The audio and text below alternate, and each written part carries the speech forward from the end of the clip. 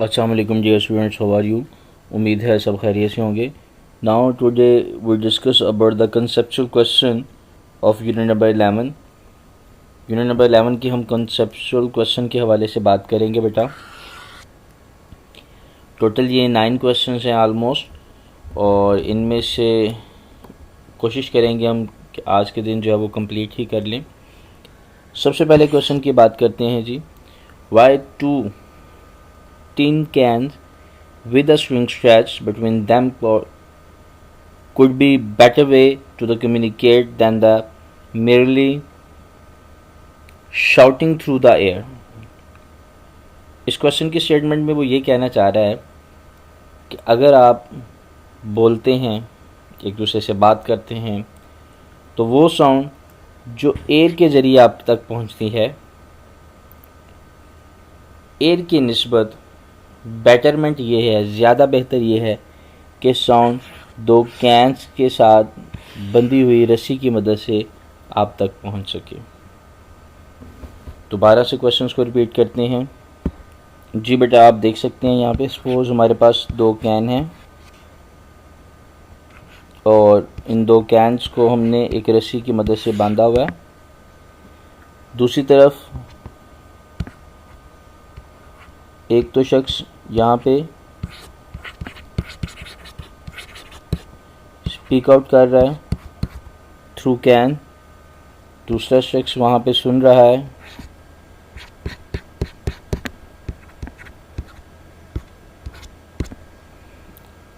अब बात ये आती है बेटा कि साउंड जो है वो थ्रू एयर ज़्यादा तेज़ी से ट्रैवल करती है या थ्रू सॉलिड। एक्चुअली यहाँ पे जो हमारे पास मटेरियल है, कैन्स और उनके दरमियान मौजूद जो स्ट्रिंग है, रस्सी वगैरह है, वो बेसिकली सॉलिड हैं। और हम ये पहले भी पढ़ चुके हुए हैं कि जो साउंड है वो सॉलिड में ज़्यादा तेज़ी से ट्रैवल करती है बनिस्बत एयर के। सो इसका जो राइट आंसर है वो क्या है कि साउंड बेटर मूव करेगी in solid as compare to the air. So you can write now the answer of this question is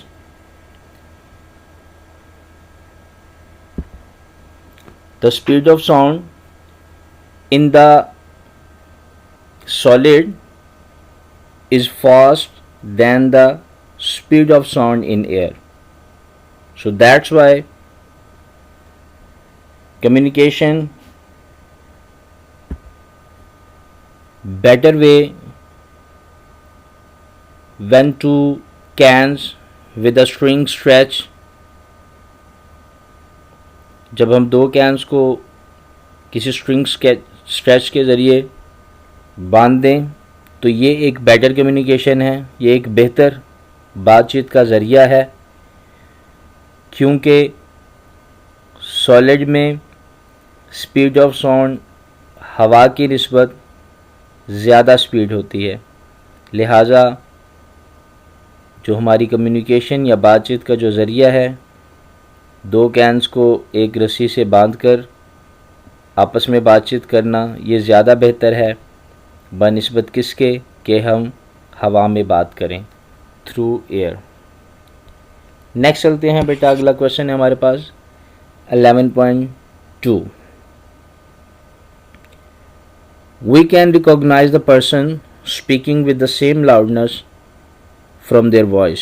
How is this possible? कहते हैं आप एक शख्स, कोई से दो शख्स साथ वाले रूम में या बाहर कहीं बोल रहे हैं, बातचीत कर रहे हैं, तो उनकी लाउडनेस सेम होने के बावजूद आप उन दोनों शख्स की आवाज़ को पहचान लेते हैं। इसकी क्या वजह है?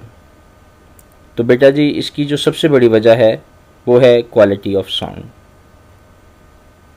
लाउडनेस सेम हो सकती है लेकिन क्वालिटी डिफरेंट होती है, तो उस क्वालिटी की बेस के ऊपर हम जो है वो रिकॉग्नाइज़ कर सकते हैं कि ये किस शख्स की आवाज़ है और ये किस शख्स की आवाज़ है। ये बिल्कुल ऐसे ही है जैसे यहाँ पे देखें, मेरे पास ये एक वेव फॉर्म है, लेट्स सी। ये मेरे पास एक वेव फॉर्म है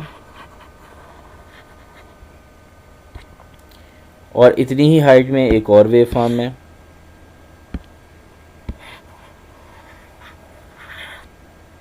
ठीक है, इनकी एम्पलीट्यूड तो सेम होंगे क्योंकि लाउडनेस के लिए ये तो एम्पलीट्यूड की ही डिपेंड करती है। इनकी हाइट तो सेम होगी बट इनकी जो क्वालिटी है वो क्या है, डिफरेंट है। ठीक है, तो क्वालिटी डिफरेंट होने की वजह से हम उसको रिकॉग्नाइज कर सकते हैं। तो इसका आंसर क्या लिखेंगे आप, we recognise person speaking with the same loudness from their voice due to the quality of the sound. The quality of the sound is distinguish between the sounds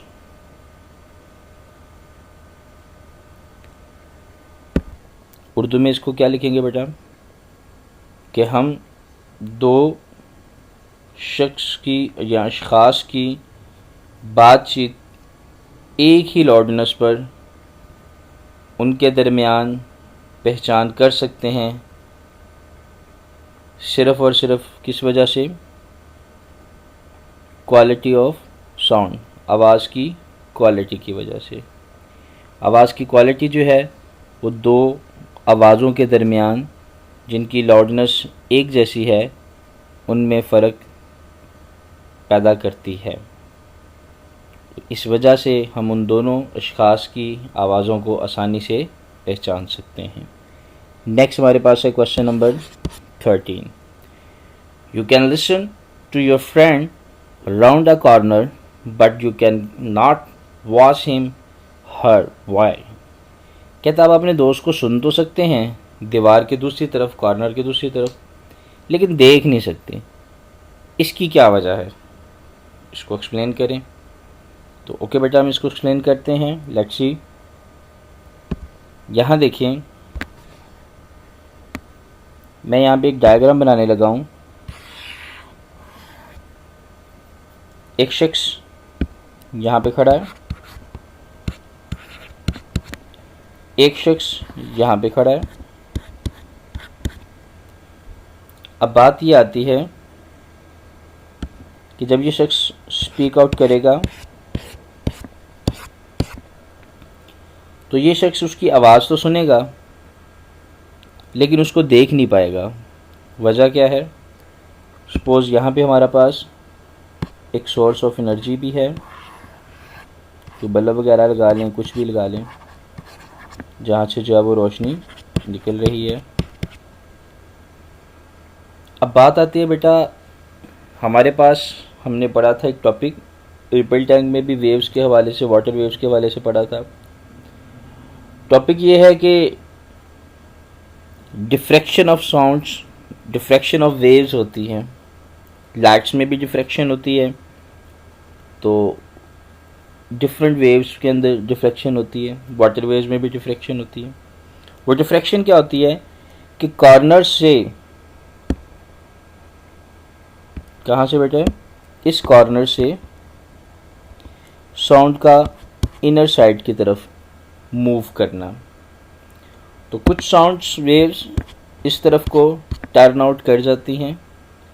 हमने इस एक्सपेरिमेंट को इस तरह से किया था रिपल टैंक में कि हमने दो ऑब्स्टेकल्स रखे थे और इन ऑब्स्टेकल्स के दरमियान जो डिस्टेंस था वो almost equal to the wavelength of this.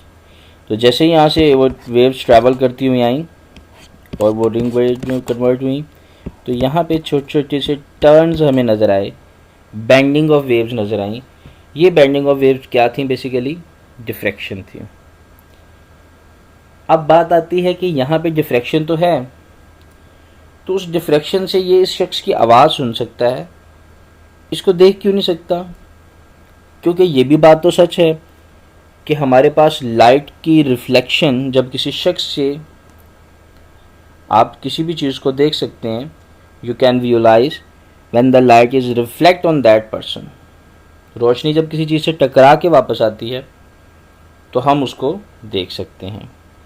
तो बेटा इसमें कोई शक नहीं है कि ड्यू टू डिफ्रैक्शन रोशनी भी यहाँ पहुँच रही है, लेकिन वो लाइट क्या करेगी, सामने वाली दीवार पे सिर्फ़ और सिर्फ इसका साया बना सकती है। ठीक है, शैडो जिसे कहते हैं।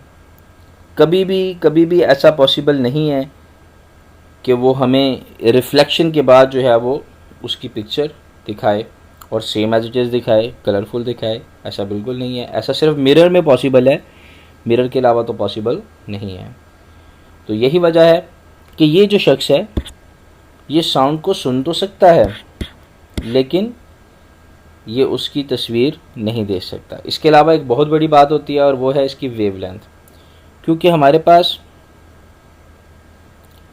जो फ्रीक्वेंसी वेवलेंथ के हवाले से क्योंकि साउंड की जो वेवलेंथ है वो ज़्यादा होती है, इस वजह से हमें जो है ना वो आसानी से सुनाई दे देती है। जबकि दूसरी तरफ हमारे पास जो लाइट की वेवलेंथ है वो वेरी स्मॉल शॉर्ट वेवलेंथ होती है, इसलिए हमें उसकी इमेज दिखाई नहीं देती। तो ये जो है वो सबसे बड़ी मेन वजह है, मेन फैक्टर्स है जिसको हम अपने शॉर्ट आंसर में लिखेंगे। वो क्या है बेटा? Wavelength. The wavelength of the sound is higher than the light, या wavelength of the sound is increase than light, so that's why the other person hear the sound but not see the picture of that guy या that person। क्योंकि हमारी आवाज़ की wavelength ज़्यादा होती है, इस वजह से वो शख्स दूसरा जो है जो कि कॉर्नर के एक साइड पे है वो हमारी आवाज़ को तो सुन सकता है लेकिन लाइट की वेवलेंथ वेरी स्मॉल होने की वजह से, बहुत ज़्यादा कम होने की वजह से वो हमारी शक्ल या हमारी इमेज नहीं देख पाता। ये बेटा इसका करेक्ट आंसर है। नेक्स्ट चलते हैं। नेक्स्ट जो क्वेश्चन हमारे पास बेटा 11.4 है उसको देख लें कि the why must the volume of the stereo in the room with the wall-to-wall carpet be tuned higher than in a room with a wooden floor। दो कमरे हैं, एक कमरे में उसने टोटली इस रूम के अंदर वॉल टू वॉल कारपेट जो है वो लगाया हुआ है, जबकि दूसरी तरफ उसने वॉल टू वॉल क्या है वुड लगाया हुआ है, रूम के अंदर वुड लकड़ी का काम करवाया हुआ है। अब बेटा वो ये पूछ रहा है कि हमारे पास जो स्टीरियो का वॉल्यूम है वो हमें कारपेट वाले रूम में क्यों हायर करना पड़ता है बनिस्बत वुडन वाले रूम में। तो इसकी बेटा वजह ये है कि जो वुड है उसकी जो सरफेस है वो स्मूथ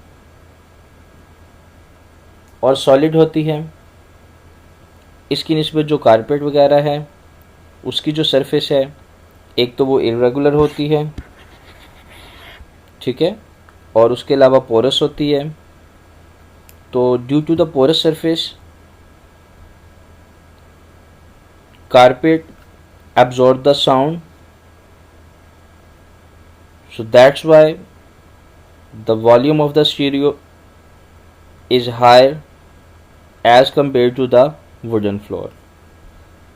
ये इसका आंसर है, क्योंकि हमारे पास कारपेट वाले रूम में आवाज़ ज़्यादा अब्जॉर्ब होती है उसके पोरस होने की वजह से। पोरस कहते हैं बेटा सुराखदार सरफेस को, जैसे फोम है तो फोम को आप प्रेस करते हो तो वो प्रेस हो जाता है, उसके अंदर छोटे छोटे सुराख होते हैं, उनमें हवा होती है, जब प्रेस करते हो हवा निकल जाती है, छोड़ते हो हवा दोबारा उसमें फिल होती है और वो फिर पहली वाली शेप में वापस आ जाता है। तो ऐसे मटेरियल को हम पोरस कहते हैं। तो यही वजह है, क्या लिखेंगे कि जो कारपेट है उसकी रफ सरफेस होती है पोरस, वो ज़्यादा साउंड को जज़ब करता है। यही वजह है कि हम जो स्टीरियो का वॉल्यूम है वो लकड़ी के फ्लोर की बजाय कारपेट वाले जो रूम है उसमें ज़्यादा रखेंगे, क्योंकि वहाँ पे आवाज़ ज़्यादा जज़ब हो रही है। तो ये यहाँ तक हमारे बेटा क्वेश्चन 4 जो है वो कंप्लीट हो चुके हैं। उम्मीद है आपको सही समझ आ गई होगी। इसको सब्सक्राइब करें, लाइक करें और आगे लोगों से शेयर करें। बाकी क्वेश्चन इंशाल्लाह हम नेक्स्ट लेक्चर में करेंगे। तब तक के लिए अल्लाह हाफिज़।